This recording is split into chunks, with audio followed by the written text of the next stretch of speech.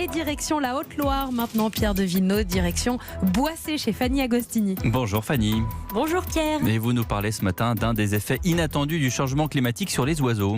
C'est vrai que l'impact du changement climatique est insidieux sous nos latitudes. Hormis quelques canicules, nous pensons ne pas en connaître les effets en France. Et pourtant, la liste est longue. Les hivers, on le remarque, s'adoucissent. Et ce n'est pas sans conséquence sur les comportements reproducteurs et alimentaires de certains animaux.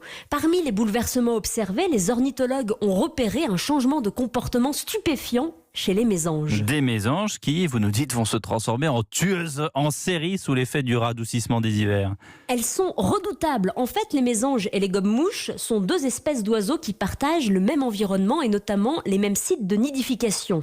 Alors qu'auparavant, les périodes de reproduction des deux espèces se succédaient, n'entraînant donc pas de compétition entre les volatiles, eh bien aujourd'hui, le réchauffement climatique accélère la prolifération des chenilles dont raffolent les mésanges. Alors pour pouvoir s'en nourrir, eh bien les mésanges ont décidé de pondre plus tôt dans l'année, au moment où les gobe-mouches migrent à nouveau vers l'Europe après avoir passé l'hiver en Afrique.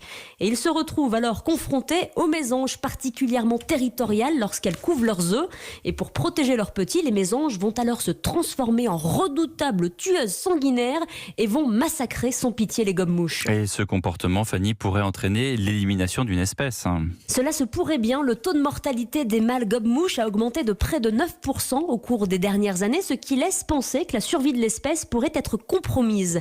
Il est vrai que de plus en plus, on constate dans la nature la rentrée en compétition de plusieurs espèces pour le partage d'une même niche écologique, avec à la clé toujours la même résultante, un appauvrissement de la biodiversité. Merci Fanny Agostini, on vous retrouve bien sûr sur europe1.fr.